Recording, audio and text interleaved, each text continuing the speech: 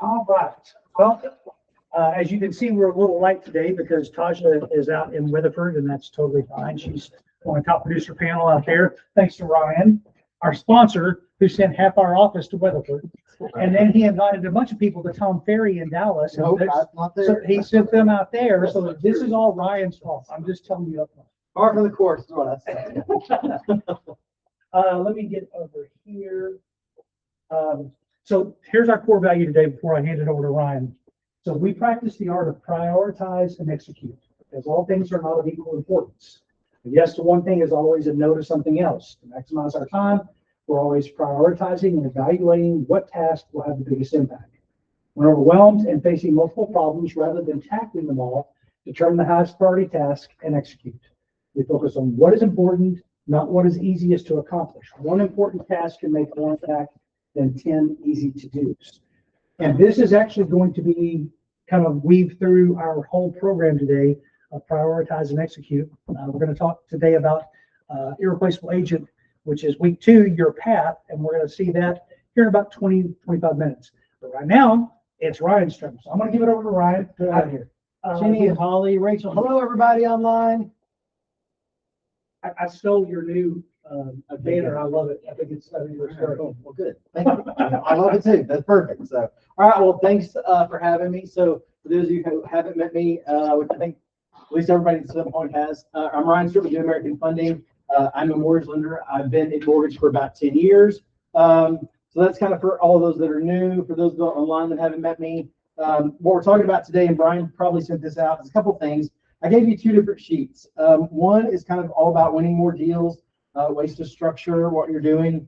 It also talks about number 1 is our NAV cash program.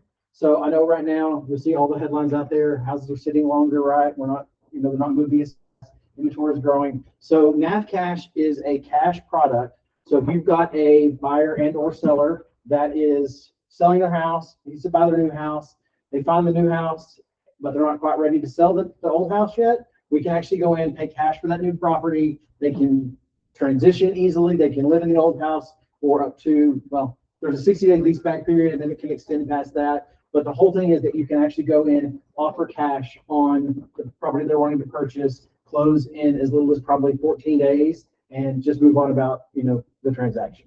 So it's a great way for it to be non-contingent. It's a great alternative for those people that've got a lot of equities, that are sitting there.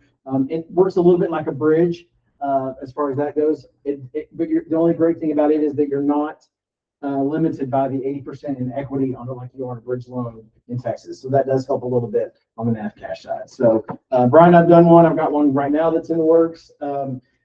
It's come a long ways. Obviously, it's a program we rolled out about 2.5 years ago, and I think when Brian and I did it, there was nothing bad. It's just there was the communication, there was kind of some of the hits and misses, and working through those pieces. But I can tell you this last one I did, it's a much easier process. I mean, it was super slick, and everybody's in good shape. Clients close, and then get the keys to their new house. So that's a great program, NAV Cash.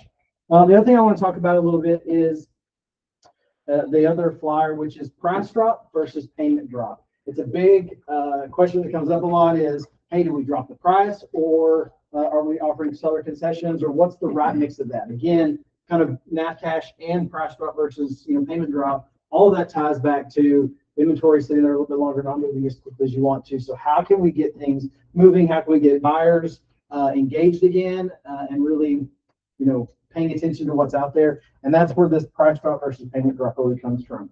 Price drop I know is probably always the easiest or maybe the first go-to for agents, or at least for sellers too. They're going to say, hey, if my house isn't moving, do I have to drop it $5,000 or $10,000? Well, the reality is they really need to look at that versus putting that into seller concessions, where the buyer could then put that towards their interest rate. That's been making a lot more impact, and I think buyers are more open to that than they are necessarily the purchase price. Because again, the purchase price, and you'll see some examples here, what $20,000 drop in price is about $120 a month in your reduction there, but you're going to see a much bigger pickup if you apply that to one of the options I have listed as far as the rate buy downs.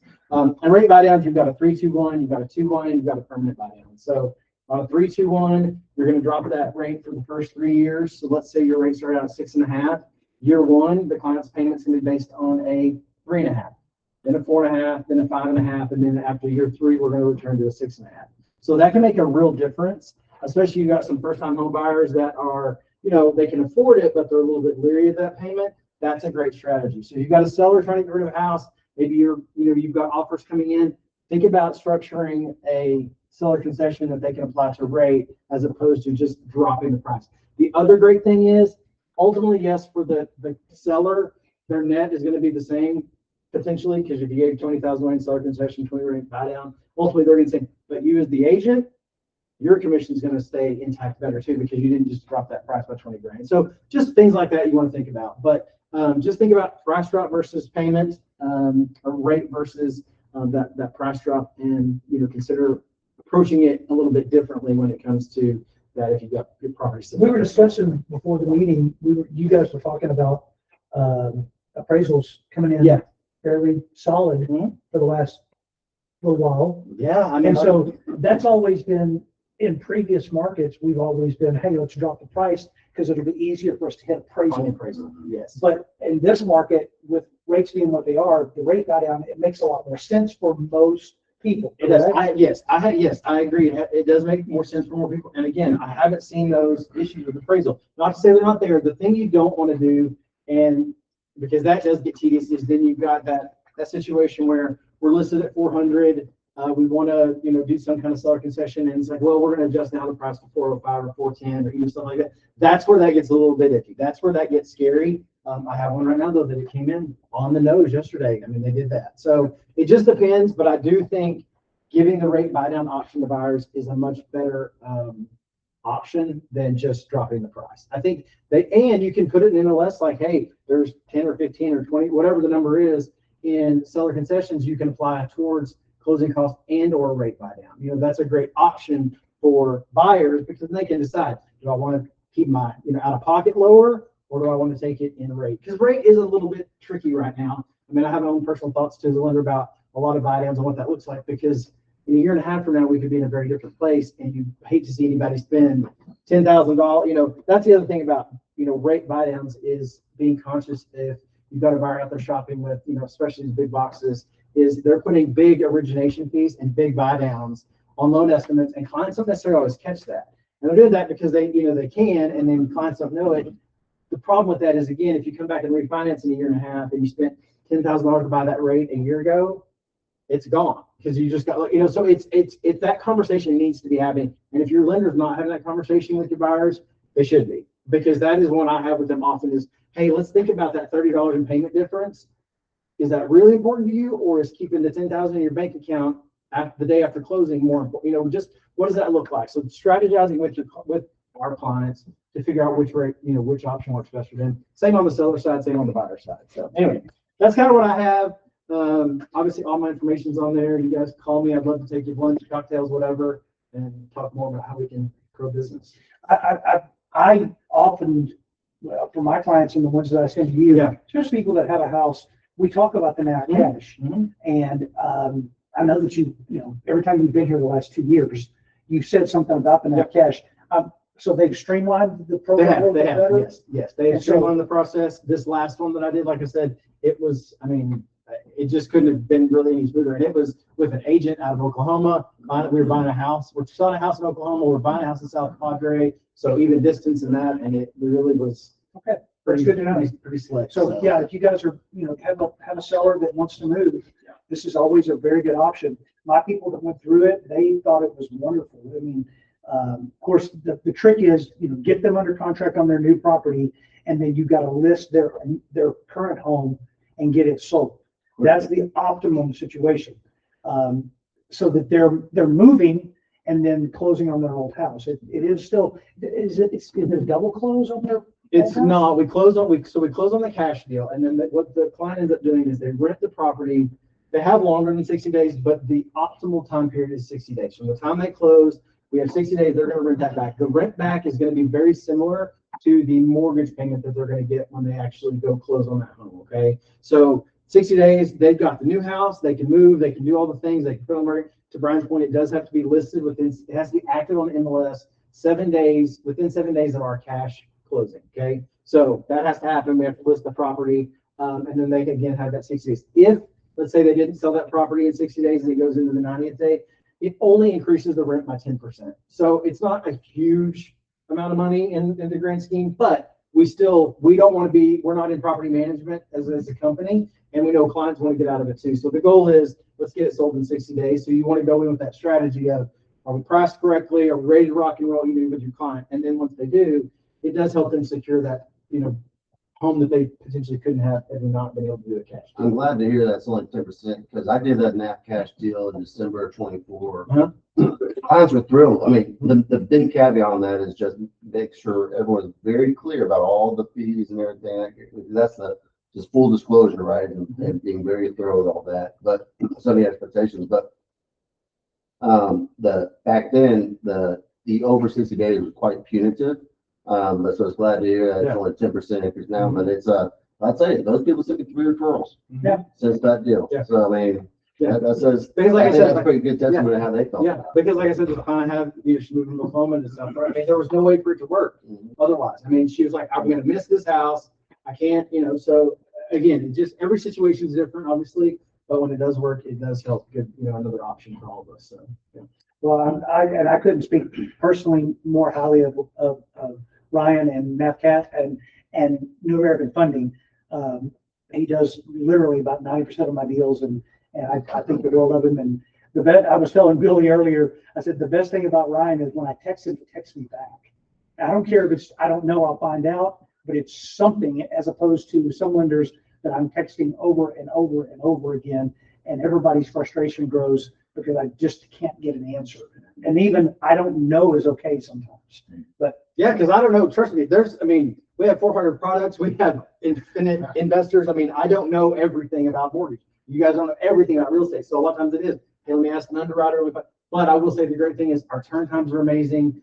I mean, our response, everything we do, I think is just ultimately, to Ryan's point, it really is about how do we get back to the agent and the client as quickly as we can, because we all know this business is going to be fast, and if it's not us, it's going to be somebody else. So let's get out there and get it done. Yeah. So absolutely.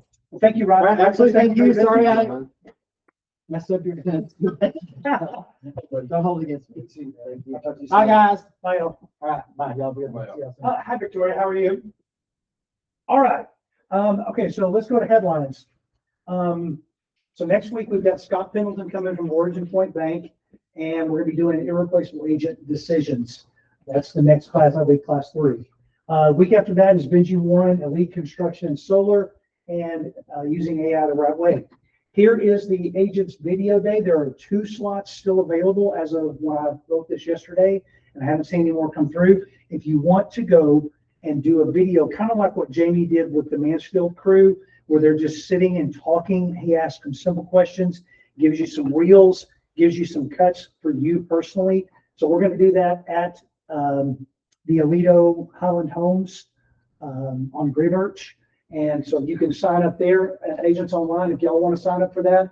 Click the QR code to do that, or you can hit the link there, the video booking link. Even though Taj is ghosting us today, her and Holly are doing Mixing with the Stars at Cullen Yards on May the 6th. You can get tickets through that link there. And then we have our Carter Blood Care Drive on the 20th, and you can sign up either the QR code or hit the link to sign up to donate blood. Victoria is going on vacation May the 26th to June the 6th. So if you have a closing that's going to be closing somewhere between like May the 20th through June the 15th, please get your stuff in before she goes on vacation, just so we can give her a little bit of respite while she's in Hawaii. Thank you, Victoria. That's awesome. I'm glad you're going to Hawaii. But she then is 5 hours behind us. And so everything is kind of delayed and it gets herky-jerky. And we don't want to ask her to come off the beach and have to throw out a CBA. So if we can get that stuff in, appreciate that. Unveiled last week, the new Canva templates are up. So there are 2 links there for the templates and the tutorial of how to use them. I think Jamie said there's 130 templates that are available on Canva that are already pre-done with the 6th stuff. And it shows you in the tutorial how to throw your picture, your info, however you want to do it into those templates for all social media. And it's a lot. We have about less than a month left to get all of the tax protests in. Gil Benson and Company gives us a discount. I sent this out to all my past clients this week, but the discount code is 6DAB, and our clients only pay 25% of what they save. They are saving from the county based on what Gil Benson's able to do. One good thing about Gil Benson is once you're in their system, then they automatically do it every year. So like this year, I got an email in February saying, hey, just let you know, we're filing your protest now. And when my value came in exactly as much as it was last year, but prices have gone down in my neighborhood. I'm hoping to see some savings there. So this flyer is already in the brokerage announcements channel, and it'll be in the follow-up today. Ownwell does charge, I think 30% is their standard. If you're seeing the Ownwell, everybody across the Metroplex on the billboards and the TV and everything. But it does save you a little bit of money. So there's that. So our friends over at Highland Homes, Todd Boydson at Alito, where we're going, have done some price reductions. This is interesting because this plays into what we're talking about today in our market update. So they're dropping their prices. They dropped $25,000 off those first two, and was that about 20,000 off the third one, 30,000, 33,000 off the fourth one. So they're dropping prices. So they're going to be competing, and we'll actually hit some more stats on what's going on with the builders here in a few minutes. Here's last week's national update. So inventory rebounded. Well, we haven't really ever slowed down here, has it? That's national. Opportunity expanding despite uncertainty. Listings jumped back after the holiday slowdown. Fresh inventory into peak spring. Inventory is above where it was this time last year. Uncertainty and builder sentiment are mixed.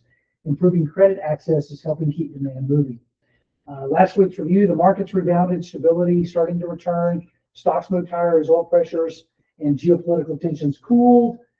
Overall sentiment, improving overall sentiment. Bond yields stabilized. That's why we're seeing the mortgage rates stabilize more, and we'll see that on the rate watch here in just a minute.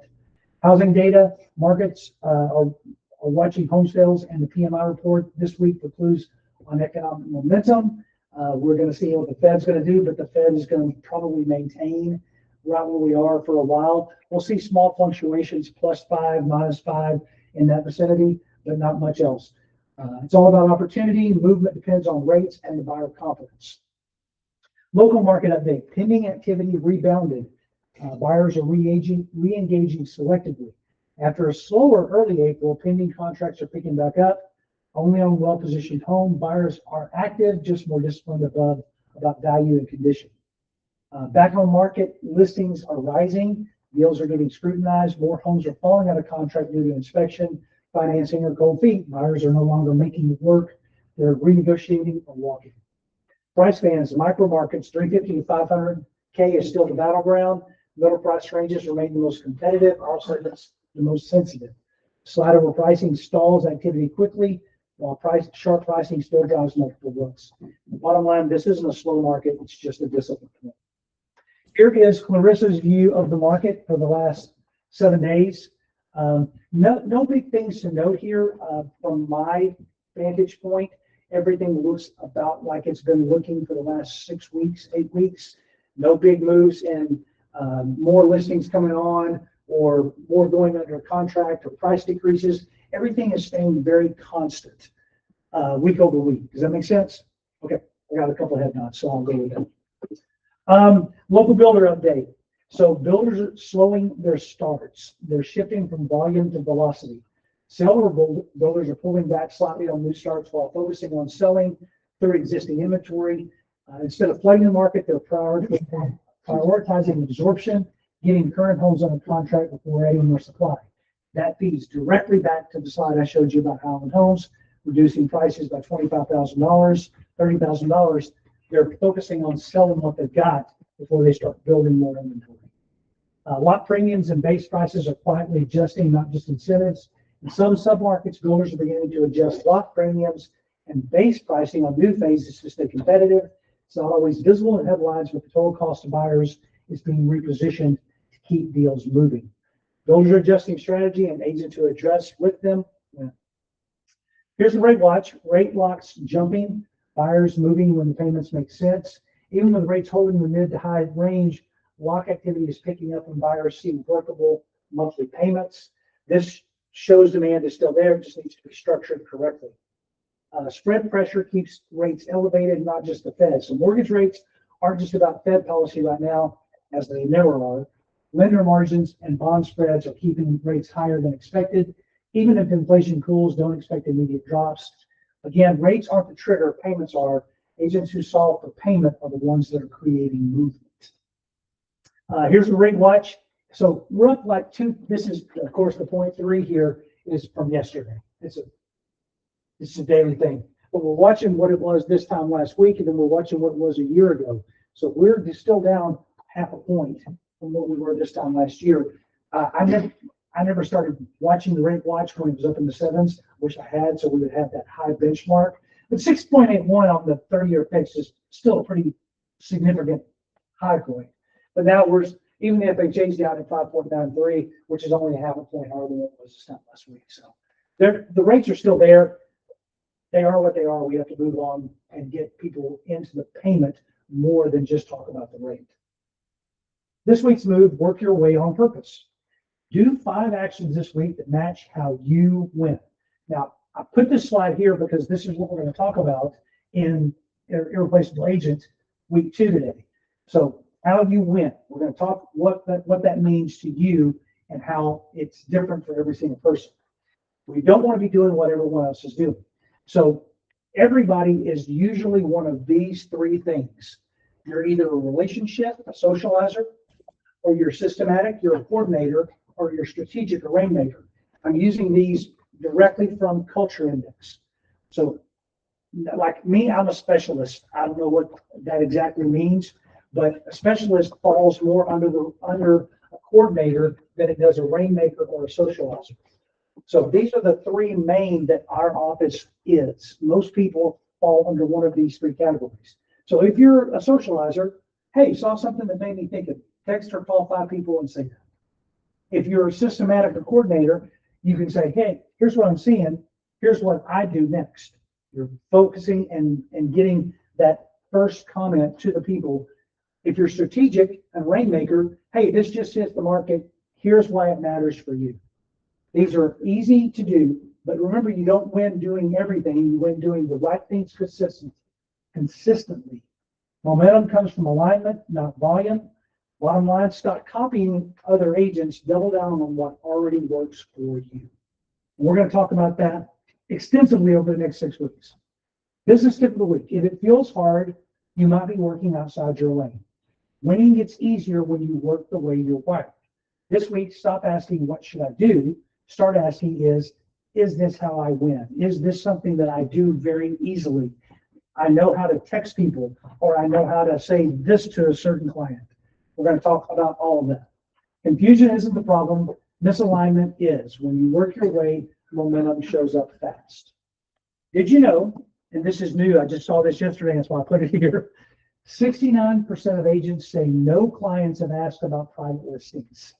That's nationwide. 70% of agents asked said nobody's asked about private listings. And over half wouldn't recommend them anyway. What that means, most of what you're hearing in the industry isn't what your clients are actually asking for. So this is all deals with that coming soon, private listings. Hey, we're going to control all the inventory. We're going to control all the buyers and what they see. Almost 70% of agents say that nobody's asked about it. Because for me, if I'm a seller, why would I want to just market it to this little bitty small part of the market instead of the whole market? Why is that better for me than this? I don't get that. But that's me. So bottom line, agents who win don't chase trends. They double down on how they win. Okay, so we're going to move to Irreplaceable Agent. So everybody's going to wait just a second while I, number one, stop this video and then start on the next one. Let me put it here, and stop recording.